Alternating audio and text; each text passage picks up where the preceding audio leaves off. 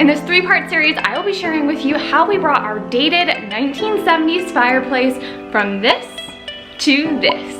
If you're new here, I'm Rachel, the blogger behind the Confused Millennial. In the first video, I will be covering how we redid the fireplace brick. The second video, I will be talking about the mantle, and in the third video, I will be talking about the hearth. As we move through each part of this fireplace makeover, the mistakes definitely built up more and more. The easiest part was definitely the fireplace brick. The mantle was kind of iffy, and then the tile, by the end of it, I was in tears. So I'm gonna be sharing with you guys a lot of the mistakes I made along the way, the anxieties and Google rabbit holes I went down, so hopefully you can avoid making those same mistakes or having that same anxiety keeping you up in the middle of the night. So let's get started in today's video, where we will be covering how we refinished the brick. For refinishing brick, every post or video you watch will say, it's a really fun, easy weekend project. Heck, you can maybe do it in an afternoon. Let me tell you, that was not the case for us. As you guys saw in our before photo, our brick was covered in what's called efflorescence. Efflorescence? I'm gonna just leave what that spelling there because I can't pronounce it. And basically what that is a white dust that grows or comes out on the top of your brick due to different mineral deposits, humidity in the air, and long story short, aside from it being unsightly, it obviously caused me a lot of anxiety when it came to this project, because for a good paint job, you wanna have a well-prepped surface. You don't wanna have any dust, dirt, or soot, because that can end up leading to your paint flaking off, chipping off down the road. Let's get started with how we prepped the surface and tackled this efflorescence. I'm gonna get that right one day. So to start preparing your fireplace brick surface for paint, you're gonna wanna get a hand vac and a wire brush. Now, we totally skipped the hand vac part first because I figured, why would we vacuum something if we're just gonna wire brush it and we're gonna have to go back and re-vacuum it? Let's just cut down our work and skip the initial vac. Don't do that.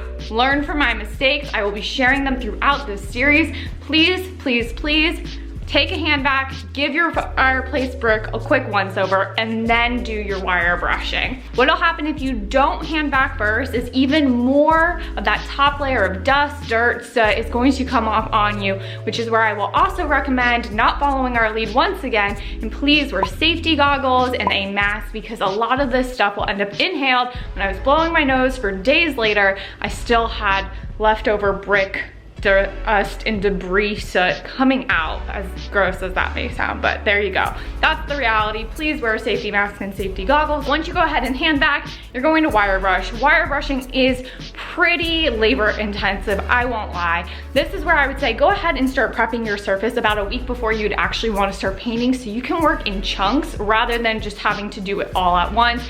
Definitely enlist a friend or a partner along the way as well. Once you go ahead and wire brush it, you'll want to hit it with the hand vac one more time. Once your brick is clear of that top layer of debris, you're gonna want to hit it with some TSP and water. We decided to wipe the whole thing down with TSP and would get to priming the next day, only when we woke up in the morning and the efflorescence was still pretty strong. I ended up going down a Google rabbit hole that caused me a ton of anxiety, because everything I read said we had to get this off, otherwise in a few years we would really regret it because the paint would be peeling. And the last thing I wanted to deal with after this massive project was having to go back and fix our mistake. I decided I was going to try to get rid of the efflorescence, and I watched a ton of different YouTube videos, and I ultimately came up with a solution of baking soda, alcohol, bleach, and dish soap. We applied the pasty mixture using a paintbrush and let it sit for a few hours, and then scrubbed it off. Now let me tell you, this was messy. Long story short, the efflorescence had gotten a lot better, but it was still there. And the fireplace now had a nice milky dust of baking soda on top of it, so maybe skip that if you are really going hard on the elbow grease to get your efflorescence off. At this point, I was basically in tears. Why did I go down that Google rabbit hole and try to get this off? If it was sticking on this well, the likelihood of it peeling off in the future was probably low to none. So my personal suggestion is, after you hit it with TSP and water, if you still have efflorescence, don't stress about it. Just go forward with it. Don't apply baking soda unless you're in a situation where you can power wash it off. After we did our messy mixture, we went ahead and hit it one more time with TSP and water. Whenever you hit your brick with something like TSP, water, the solution I mentioned earlier, you're gonna wanna let your brick sit for at least 24 hours to fully dry out. Once our brick was dry, it was finally time to prime. For priming your fireplace brick, you're gonna wanna use a 6.5-inch roller with a 1/2-inch nap, a 1-inch flat stiff bristle brush, and we use Sherwin-Williams Luxe Concrete and Masonry Primer. Basically, our method for priming the fireplace brick was to get into all of the cracks and crevices first and then take our roller and roll over the faces of it. This was a pretty long and tedious process because obviously by priming the brick, you're setting yourself up for a really good surface to paint on. We didn't want to leave any nook or cranny untouched where you could still see red. So make sure to look at your brick at every angle, from the side, from the top, from the bottom.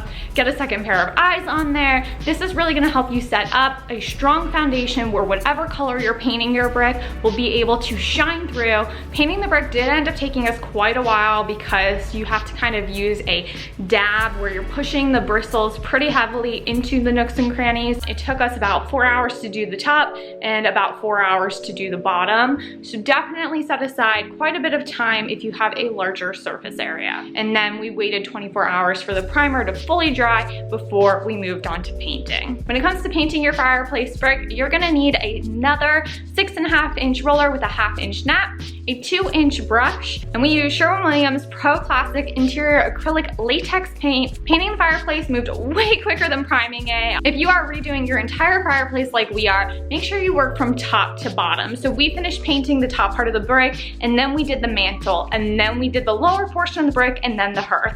This ensured that if we had any drippage, mistakes, anything like that, the mistakes weren't happening on a completed area, meaning when we did go on to that next part, we could clean up any of the spillage that happened before moving on to the next portion, which really cut down our efforts on having to go back and touch things up. And that's pretty much how we refinished the brick on our fireplace. Make sure to hit that notification and subscribe video because tomorrow I will be showing you how we refinished our mantle, and the day after that I will be showing you how we refinished our tile hearth using paint. And I know you all probably think I'm crazy, so you definitely won't want to miss that video and hear about all of behind the scenes and how it is safe for us. And I'm Rachel, the blogger behind The Confused Millennial, and make sure to follow me over on Instagram at The Confused Millennial for more behind the scenes as I am making these DIY and renovation projects.